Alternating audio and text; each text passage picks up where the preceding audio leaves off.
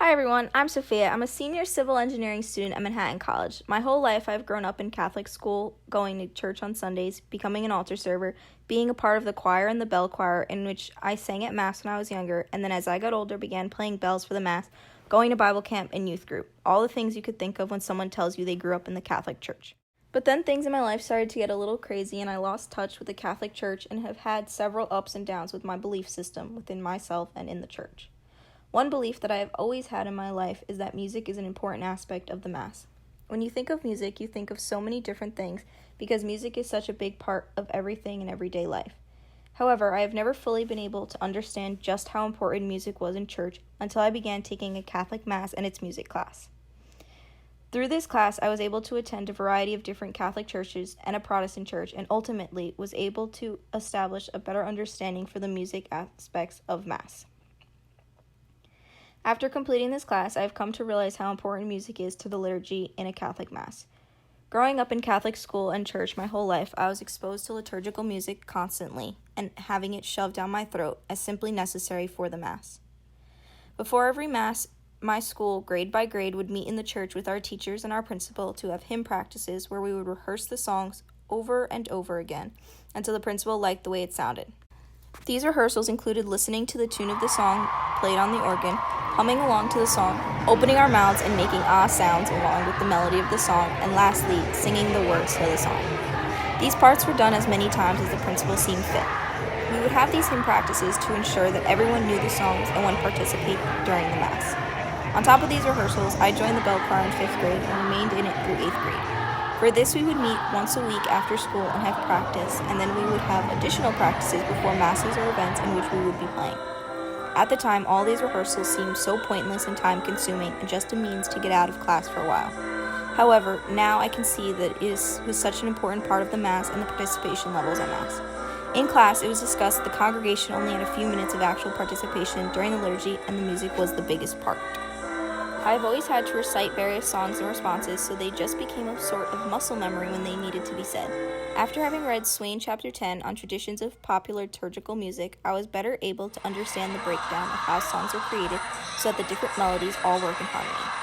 These different melodies allow for both the musician and the congregation to join in and sing together, which demonstrates the greater issue of how much the congregation should participate in Mass. In high school, music in the Mass and at events began to become an important part once again.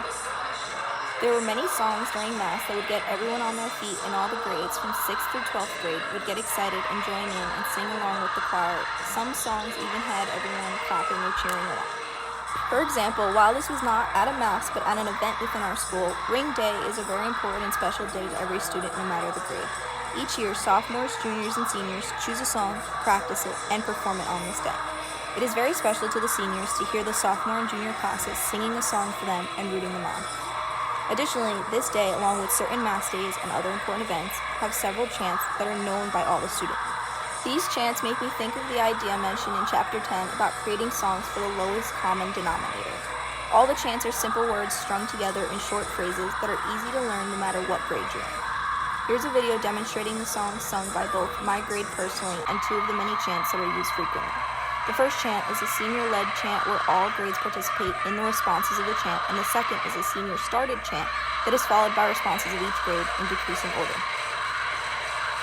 Having gone to Mass my whole life, I have just come accustomed to the responses and have learned the majority of the songs that are typically sung at a regular Sunday Mass.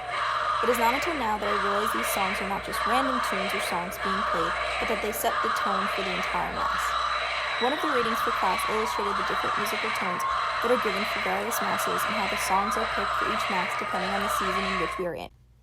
The season of Advent has much less happy songs being sung, as I saw and was able to identify in the Mass on the first Sunday of Advent.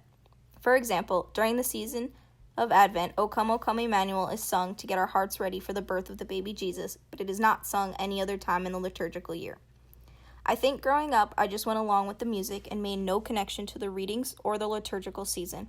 But since having gone on the field studies and learned the different tones in class, I am now able to identify and connect the different songs with the mood of the particular Mass. All of the field studies in which I have attended fell during ordinary time, so the season and the tone of the Mass remained the same throughout my experiences. When I went to St. Francis of Assisi, the Gospel was about the prodigal son returning home and asking his father for forgiveness. For the preparations of the gifts, the song By Your Love by Jean Cotter was sung. This song represents the point of view of the prodigal son, the Samaritan woman, and the disciples who encountered Jesus on the road to Emmaus. Having not been familiar with this song and not having the words in front of me during Mass, I would not have ever connected this song to the reading or the homily of the Mass. To be honest, I probably would have never even fully paid attention to the lyrics enough to even know what the song's about.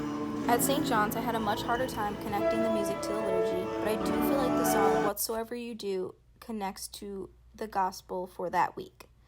The Sunday I attended Mass, the gospel was about a rich man who had everything and was tormented in hell, and Lazarus who was poor and had nothing, but after death he was taken to be at Abraham's side. The lyrics of the song speak about how, by doing unto others, you are also doing unto Jesus himself. Therefore, if you are fair and just to all people, you will enter the home of the Father when it is your time. This parallels the reading because it is demonstrating how one should act a certain way to meet the Father, or else they shall be tormented for eternity. Unlike the previously mentioned church, Corpus Christi and St. Ignatius Loyola featured more Gregorian chant, which set a very different tone than the typical Mass that I am used to. I have heard of Gregorian chant, but have never been a witness to it being used within a liturgy before. In my opinion, it was beautiful and simply amazing to listen to the choir produce such harmonized sounds with no instruments, and how they made the chants and the lyrical music flow so seamlessly into the Mass.